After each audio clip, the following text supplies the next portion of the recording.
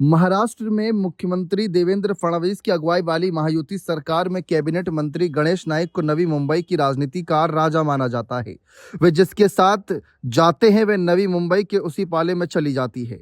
लेकिन गणेश नाइक के deputy CM Eknath Shinde पर की गई टिप्पणी के बाद महाराष्ट्र की राजनीति ने न सिर्फ गर्मा गई है बल्कि पिता पर बीजेपी के कैबिनेट मंत्री की टिप्पणी से नाराज श्रीकांत शिंदे ने गणेश नाइक को खुली चुनौती दे डाली। श्रीकांत शिंदे ने कहा है कि महाराष्ट्र के वन मंत्री गणेश नाइक को ललकारते हुए कहा कि यदि नाइक में तो आने वाला लोकसभा का चुनाव मेरे सामने लड़कर दिखाएं अगर हिम्मत है तो। श्रीकांत शिंदे एमएमआर में आने वाली कल्याण से लोकसभा के सदस्य हैं। नाइक ने अप्रत्यक्ष रूप से डीसीएम शिंदे को घेरते हुए आरोप लगाया था कि हमारी ही सरकार के नगर विकास विभाग ने नवी मुंबई में बिल्डरों को प्लॉट दिए हैं, अस्पताल, गार्डन और स्कूल के लिए जमीन नहीं दी गई। जिस कैबिनेट का मैं सदस्य हूं उसी नगर विकास विभाग के लोगों ने ऐसा जुल्म किया है। उन्होंने कहा था कि मैंने चुप रहने के लिए मंत्री का पद नहीं लिया। नाइक ने मांग की है कि नवी मुंबईकरों के प्लॉट वापस किए जाएं। नाइक ने यहां तक कह दिया कि अगर बीजेपी के बड़े नेता इजाजत दें वह शिंदे को ठाणे में हरा सकते हैं।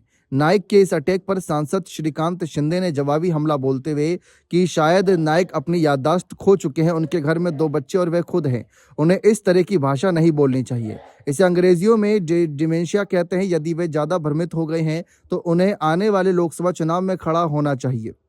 वे कल्याण या ठाणे किसी भी लोकसभा सीट को चुन सकते हैं। मेरे खुली चुनौती है कि वे जहां से चुनाव लड़ना चाहें वहां से लड़ सकते हैं। मैं उनके खिलाफ चुनाव लड़ूंगा।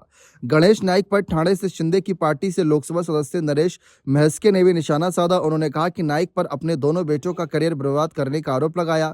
महस्के ने कहा कि गणेश नाइक की लोकप्रियता का दीपक बुझ रहा है, वे बुझते हुए दीपक की तरह टिमटिमा रहे हैं। उन्होंने आगे कहा कि गणेश नाइक ने श्रीकांत शिंदे को हराने की बात कह रहे हैं। शायद भूल गए कि श्रीकांत शिंदे कभी चुनाव नहीं हारे। एकनाथ शिंदे की रणनीति के चलते उनके दोनों बच्चे सांसद या विधायक के साथ साथ अपने नाम के आगे पूर्व शब्द जोड़ रहे हैं। उन्होंने अपने बेटों को राष्ट्रवादी पार्टी से चुनाव लड़ाया क्योंकि उन्हें टिकट नहीं दिया गया। उन्होंने मंदा महंत्रे को हराने की कोशिश की और वे हमें पार्टी के प्रति वफादारी सिखाएंगे। 15 सितंबर 1950 को जन्मे गणेश नाइक की उम्र 75 साल है और फिलहाल इस मुद्दे पर सबकी नजरें बनी हुई हैं। देखते हैं आगे क्या निष्कर्ष निकलता है। बहुत बहुत शुक्रिया।